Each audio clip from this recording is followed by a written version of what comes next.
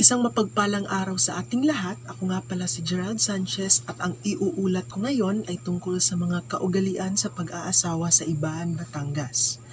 Ang pag-aasawa ay ang pagsasama ng dalawang individual na ang layunin ay maikasal at makabuo ng panibagong pamilya. Ayon kay Ching Kitan or si Mr. Ching Positive na ang pag-aasawa ay isang uri ng pagsasama na panghabang buhay at pangmatagalan. Kung kaya't hindi biro ang pag-aasawa dahil isa itong responsibilidad na kailangang gampanan ng dalawang nagsasama. Sa Batangas, sikat ang kasalan sa tinatawag nilang baysanan. Para sa mga babae ay isang pangarap ang maikasal, ngunit bangungot naman ito sa mga lalaki dahil naiisip nila ang perang gagastuhin dito. Ang naisanan ay isang kasalang namamanhik ang mga magulang ng lalaki sa mga magulang ng mga babae. Kaugalian nila ito na nananatili hanggang sa ngayon. Ito ang kasalan na kailangang talagang pag-usapan ng mabuti. At ang pamamaisa naman ay hindi lamang ang mga magulang ng mga ikakasal ang makokompromiso.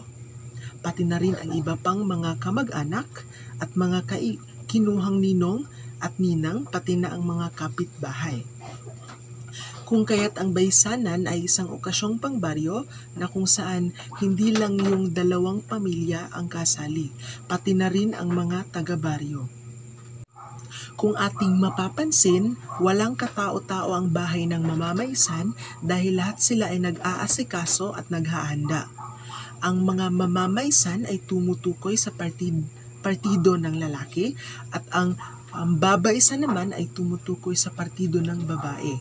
Wala kang makikita talaga na may kamag-anak na babae na tumutulong sa gawain, kung kaya't pag wala nang ginagawa ang babaysan ay manonood na lamang sila.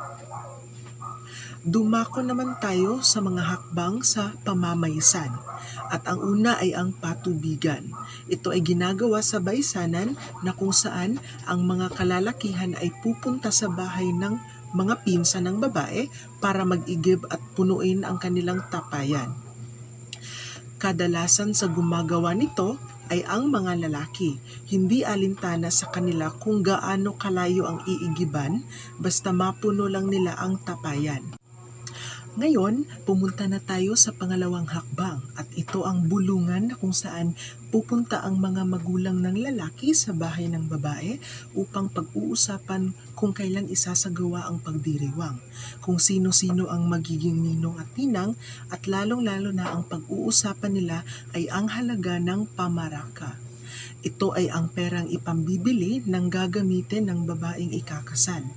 Lahat ng mga kagamitan mula sa mga hikaw, damit, sapatos ay responsibilidad ng kalalakihan. Ang pag-uusap tungkol sa handa ay kung ano ang igagayak ng kalalakihan ay siya ring igagayak ng kababaihan, na kung saan halimbawa kung magbibigay ng 2 baboy ang mamamaysan ay ganun din sa babaysan. Hati ang 2 partido sa handaan. Ang hayop ay dadalihin ng buhay sa bahay ng babae upang doon katayin at lutuin.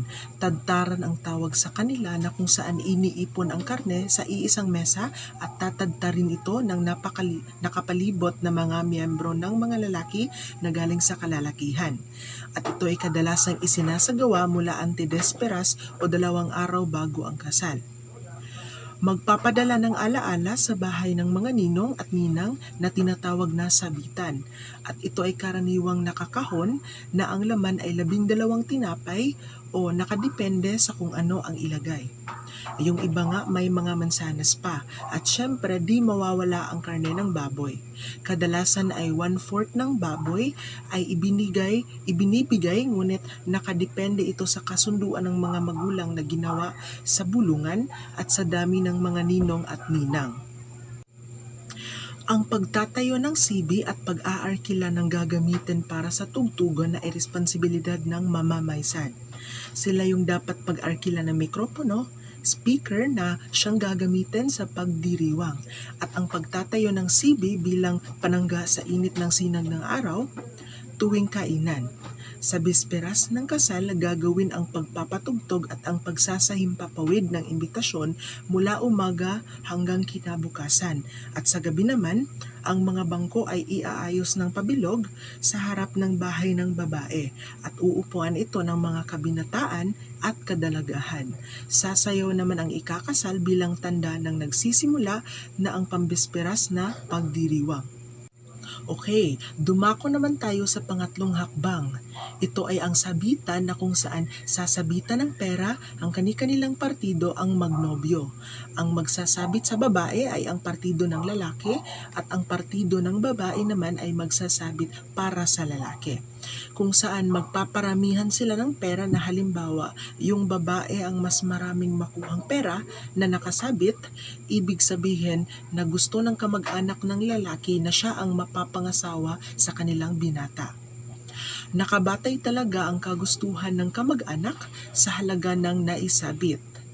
Pagkatapos nun ay isusunod ang paghiling sa awitin ng mga kamag-anak bilang pag-aliw at nang hindi mabagot ang mga bisita sa buong magdamag, lalong-lalo na sa pagsapit ng alas 8 o higit pa. Kinabukasan sa araw ng kasalan, ito ay magaganap kadalasan sa mga oras ng alas 8 hanggang alas 9 ng umaga. Tutuloy na sa simbahan ang mga tao para sa panrelihiyong seremonya upang ikasal. Pagkatapos nun ay uuwi sa bahay ng babae at ang bagong kasal ay sasabuyan ng bigas at ng bulaklak para sa mabuting kapalaran.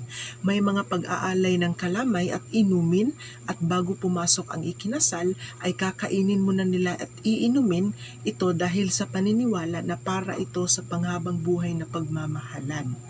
Pagkainom ng tubig ng lalaki ay saka lamang iinom ang babae. Kung kaya't hindi maaaring uminom ng tubig ang babae nang hindi pa umiinom ang lalaki. At pagmamanuhan naman nila ang mga matatanda para humingi ng bendisyon. Okay, ang pang-apat na hakbang ay ang kainan na ginagawa sa ibaba ng bahay ng babae sa itinayong sibi. Ito ay nagsisilbing reception at sa unang hainan, dito yung mga taong gumanap sa kasalan tulad ng mga ninong, ninang, mga tagasala at tagasaboy ng bulaklak. Sunod na hainan ay ang lahat naman ng partido ng babae. Kung ating mapapansin ay hindi mo nakakain ang partido ng lalaki sa kadahilanan na sila ang naghahanda at nag-aasikaso. Saka na sila kakain pagtapos ng kumain ang partido ng babae. At syempre, may pang-aliw naman na gagawin habang kumakain. Mayroong magaganap na pagtitinda na kung saan ang nagtitinda ay ang ikinasal at bibili ang mga bisita rito.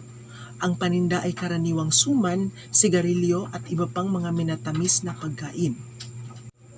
Ang unang tatawagin ay ang mga ninong at ninang sa binyag ng lalaki, susunod ang ninong at ninang sa binyag ng babae, pagkatapos ay ang ninong at ninang sa kumpil ng lalaki, at patuloy sa ninong at ninang sa kumpil ng babae, hanggang sa matapos tawagin lahat ng mga ninong at ninang. Kadalasan rito ay magpaparamihan ng bibilhin ang mga bisita, lalo na ang mga ninong at ninang. At ito na, dadako na tayo sa ikalimang hakbang at ito ay ang dapit. Mangyayari lamang ito pagkatapos ng kainan na kung saan ang unang makakatungtong sa bahay ng biyanan ay ang babae. May mangyayaring parada na ang mangungunahan ay ang lalaki at ang kanyang mga magulang at sila ay papunta sa kanilang bahay. Doon ay gaganapin muli ang panibagong seremonya. Now, pagkadating nila doon ay uulitin ang seremonya, ngunit imbis na bulaklak at bigas ang ihahagi sa kanila, ay tero na nakababad sa alak na sa paniniwala na magiging masagana ang pamumuhay. Pagkatapos ay sasalampak sila sa puting kumot na papalibutan ng mga kapatid ng lalaki upang sa paniniwala na hindi makakapasok ang hipag sa darating na araw. Pangangaralan din sila ng isang matandang babae habang wiwisikan naman sila ng tubig ng nanay ng lalaki gamit ang mga natira sa inumin kanina sa seremonya. Magmamano sila sa mga nakakatanda at pupulutin ang barya na inihagi sa kanila, at ang pupunit nito ay ang babae mismo. Ang mag-asawa rin ang magliligpit ng kumot bilang simbolo ng pakikipamumuhay sa biyenan. At eto na, ang panghuling hakbang ay ang pagbibihis. At ang pagbibihis ng babae ay ginagawa sa bahay ng lalaki bilang tanda ng ipinapailalim na ng babae ang lahat. Dito na aktwal na matatapos ang pamamaysan, at sa unang gabi, ang mag-asawa ay matutulog sa bahay ng babae. Magpapalipat-lipat sila ng bahay na tutulugan sa isang linggo. Mananatili sa bawat bahay sa susunod pang mga linggo, dahil kung hindi ito gagawin, isang kawalang utang na loob sa magulang ito. Ang ginagamit na wika sa Batangas ay Tagalog, ngunit may peculiaridad. Ito depende sa komunidad sa gumagamit dahil sa ponolohiya, morpolohiya at sa iba pang component. Yun lamang po, maraming salamat sa panonood at haring naway naintindihan niyo ang paksang aking iniulat. Maraming salamat.